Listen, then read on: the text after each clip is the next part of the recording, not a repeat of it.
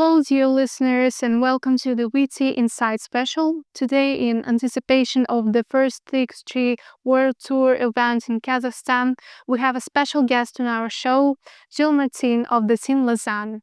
Hello, Gilles. Thank you for coming today to our show. We appreciated it a lot. How are you? Hello, thank you very much. I'm very good. I'm not too jet lagged, but it's okay. Please tell our listeners a little bit about yourself.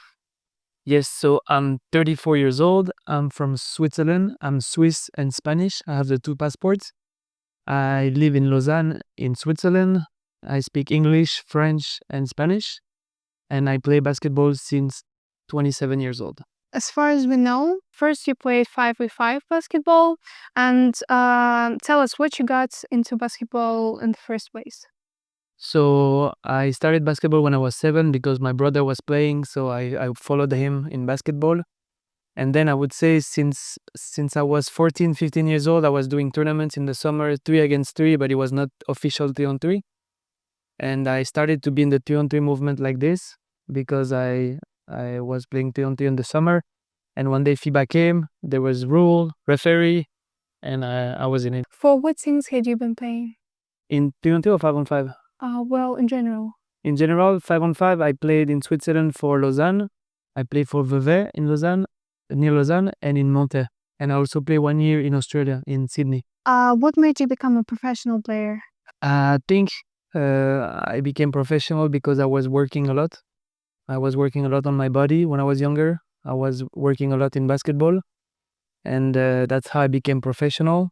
And now, especially with 3-on-3, we have built our team. So yeah, I think we are professional since like 6-7 years in 3-on-3. What challenges do you overcome as a professional player? So we have financial challenges because 3-on-3 is still new and we have to win prize money to get money. We are also looking for sponsors, so we have a financial challenge. We also have a vision challenge, I would say, because in our country, like the federation is very based on 5-on-5 and they don't really understand much 3-on-3. So when we do something good, they take it, but they don't invest a lot in 3-on-3. So I would say we have also a big challenge to bring 3-on-3 in a normal level in our country. What do you consider your greatest accomplishment in 3x3? I think overall, I would say to still be, after 8 years, in the top 15 teams in the world with Lausanne, which is a self-team. We don't have the federation behind us. Oh, really? It's just Wester and I that bring sponsor, that do everything ourselves. So I think that's what I'm the most proud of. After 7 years, now we are top 3 in the world tour. I would say that's, yes, to still be in the top 15 after 8 years. Great. And what that keeps you playing? It's a good question because I was asking myself a lot this winter, like, should I continue? Like, why do I play? Like, and I came to the conclusion that right now I'm 34 years old. I'm playing for fun. I'm playing to discover the world, and I'm playing to build connection and network with people.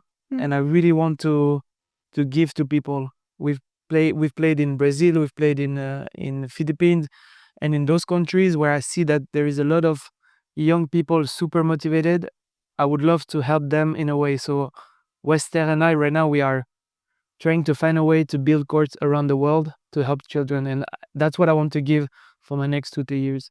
What is your favorite part about being a professional basketball player? I'd say the chance to play at a very high level in the sports you're doing, to travel, and also the work ethic. Not to be lazy, not to just stay behind the TV, just to have like a goal of staying in shape, being with friends, playing at a high level, all of this together. Do you have any rituals or practices that you do before every game? Maybe they bring you luck or put you in the right space? Yes, I put my headphones and I do breathing exercise to really not too long, maybe like 3-4 minutes, and just to calm my body and to control myself. Do you feel anxious before games? I don't feel anxious before games.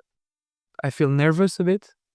Now a bit less, but I feel more anxious about the result. You have played a lot of games at the World Tour events, including the tournaments that took place in Switzerland. Yep. So what are your hopes for the World Tour Almaty in particular? Our hope is to deliver the best basketball we can, to have a great tournament, to enjoy, to make the crowd and the people happy when we play. We hope to go to quarterfinals. We have a small lineup in Almaty because we have one injury guy. So we have 3 small guys. It will not be super easy, but we hope to go to quarterfinal. Well, we wish you luck. Thank you. So as well as being an excellent basketball player, you also managed to work as the CEO as the software company, right? Yeah. And also as a co-founder of the first 3x3 facility in Switzerland, the 3x3 lab. So could you please tell us how do you manage to balance work and being a professional player, and just tell a bit about these two businesses? Yeah, that's an excellent. You did your research. Huh? Yeah, we did. That's an excellent question. So I've joined a startup in Switzerland in 2018 when I started in this company. We were only 2. We founded the software for real estate in Switzerland, and we grew this software until now we are 18 people in the company. I just stopped 2 weeks ago because I wanted to fully dedicate in basketball and in the Lausanne activities. But it was great to have basketball and Tayo, the startup, on the side, because you really learn a lot about in sports for work and at work for sports. Yeah. So the way we build our basketball activities with the work I did, and now I was the CEO of the company, so I learned really a lot. But it's not easy to manage all of this, especially mentally. You feel sometimes that you're in tournament in China and you have like problem at work in Switzerland, and sometimes you are in Switzerland and you want to go practice basketball. So it's not easy all the time. I don't know if I manage it well, but at least I did it. Well, you tried at least. Yeah. Last question to conclude our conversation. What is your advice to players who aspire to turn pro? I think consistency is the best thing you can have. It doesn't matter if you practice 5 hours a day or 1 hour a day. The consistency of practicing every day at the same hour, taking your shoes, going to the gym, shooting the ball, or going to the fitness, depending on the age you have, I think makes you a great athlete and especially a good human being, because you understand the value of work. If you're talented and you just go like 2 or 3 times at the gym because it's cool, or in Switzerland, I see so many kids now, they play, they put the phone, they film themselves, they put on TikTok, and you see how I dunk. Yeah. And it's more about like how people are gonna see how I play. And in my generation, I remember we were going out, we wanted to play against adults, we wanted to beat the adults, and we were staying on the court. And I feel like young generation now, it's hard for them because they have this thing, the phone in their hands. They really have to put the phone on their side, say, okay, I'm going to practice 2 or 1 hour a day. I leave the phone in my bag, and then I will see what I do after. Yeah. So the advice is take the phone out for 1 hour or 2, practice, do your thing, and then after you can play your games and watch your phone. Yeah, it's a really great advice. So thank you very much for this interview.